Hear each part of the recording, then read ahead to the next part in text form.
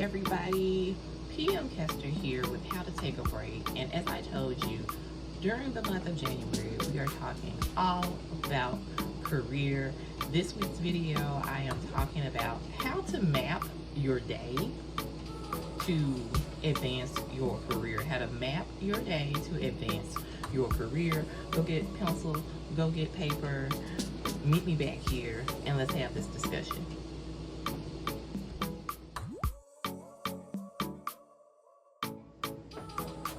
Hey everybody, and welcome to, I guess, part 2 or the second video in January's career series.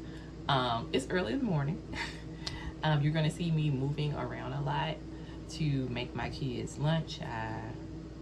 Is one of the things I do. We'll talk more about that. But I'm going to talk about how you can map your day to advance your career. This is something that I practice quite frequently, and I can definitely say that doing this over the years has helped me further my career in some way. I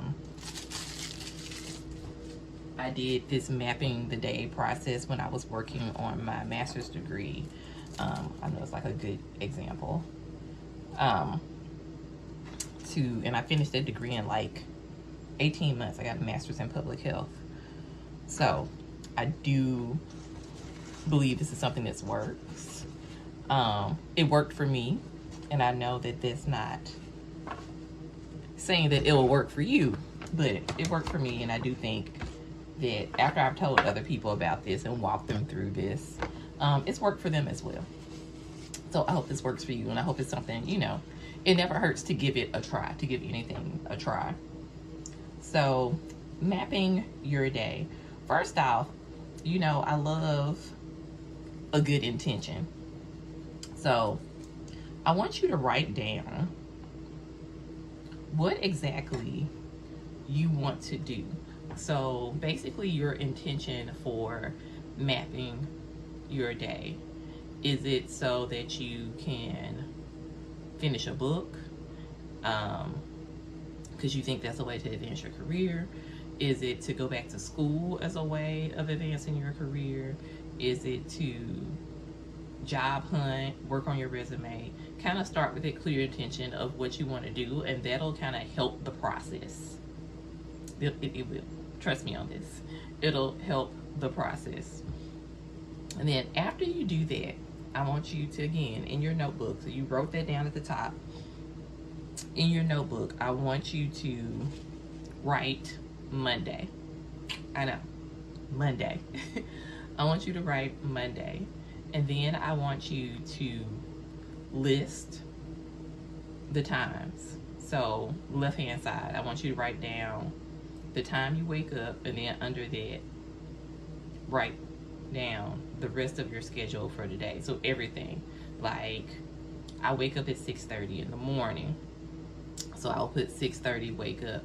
7 o'clock, I write down lunch prep, because that's the time that I usually try to be in the kitchen to prep my daughter's lunch for school. 7:30, that's when I clock in. And then after 7:30, I would plug in meetings. So this, you have to go to your work calendar, and I plug in the meetings that I have today. And I do that from 7:30 until 4 o'clock. So I'm just looking at my calendar and I'm mapping out my day until 4 o'clock, because 4 o'clock for me is when I log off. Do your work schedule. Do your work schedule. Hold on. I gotta go get some seasoning.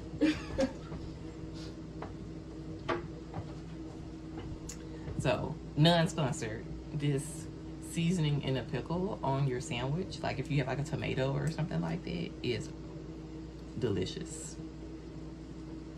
Okay, so now you know kind of where you're starting from. You know, what does your day currently look like? That's what you basically just wrote down. Now I want you to look for gaps.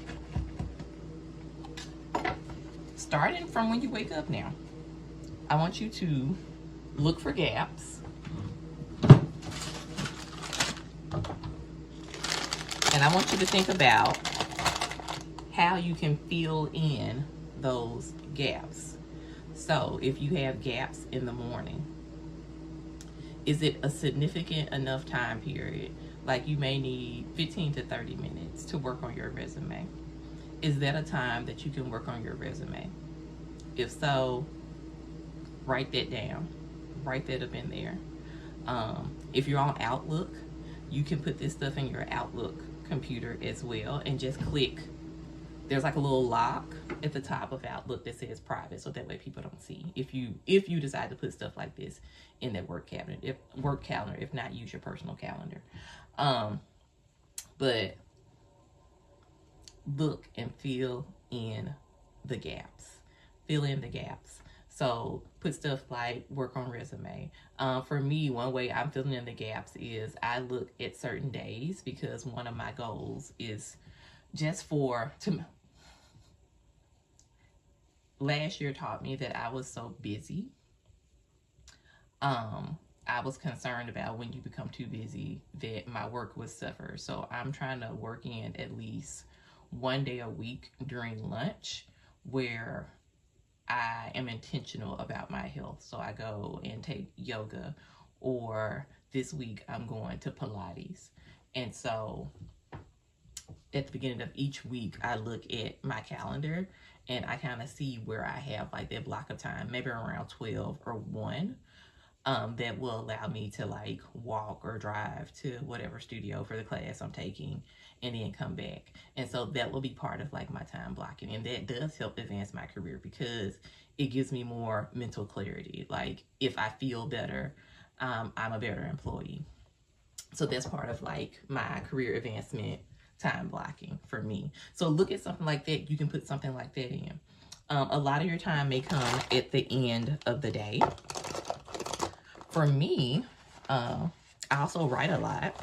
So if you have the opportunity to write with me when I do Friday night writes, that is coming back this month, probably on a monthly basis. That is me opening up mangoes. I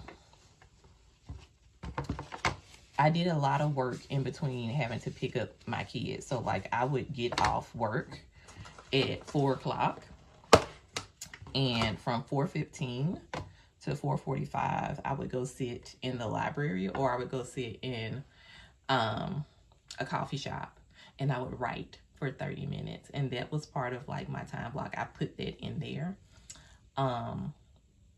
And that helped write my book. That actually helped me with getting the confidence to kind of build this platform, this How to Take a Break platform. And of course, the writing helped build up my writing skills, because I now teach writing as part of my job as well. So the end of your day also be good. Also, if you find you don't have time between like your work day, look earlier in the morning. I know that a lot of us don't like getting up early. It's so funny. I used to work on stuff for my other career, so How to Take a Break. I would wake up at 5 o'clock in the morning, and I did that consistently pre-pandemic. And I'm just only now not really doing that anymore. I get up at 6:30. But I think I am going to start getting up with 6 just to kind of better prepare myself for my day.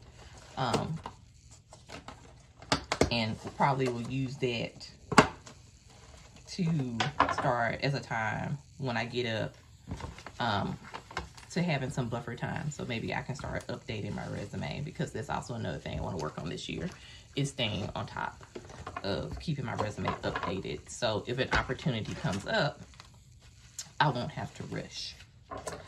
So the stuff I outlined, I actually have a worksheet. It's on my Etsy. Y'all, it's 99 cents. So it's not even that heavy lift. If you just you feel like you need something spelled out on a sheet, like where to put stuff or whatever. But I suggest that you go through this like for every day of the week. And then you use that to kind of see what your schedule is looking like. See like when you wake up. Like, so when you like start your day, when you end your day, and you don't have to like do the cutoff at like 5 o'clock. You can do your cutoff like later. So that you have just like when you have this space of time, you can do from like 6 in the morning to 6 in the evening, or 6 in the morning to 10 in the night, and just really take account of your whole day so that you can see spaces where you have downtime and use it as your time to work on advancing your career. So researching schools for like that degree that you think you need to move up in your job, working on your resume, working on writing skills or like other skills or whatever. So it's like maybe watching YouTube videos just to strengthen things you have. But I do this to show people that you do have time in your day to take a break for what you want and what you need to succeed in life. So let me know, have you heard of time blocking? Have you done an exercise like this before? How's it worked out for you? Drop a comment, let me know. I hope this was helpful, and I hope you find a little time to take a break.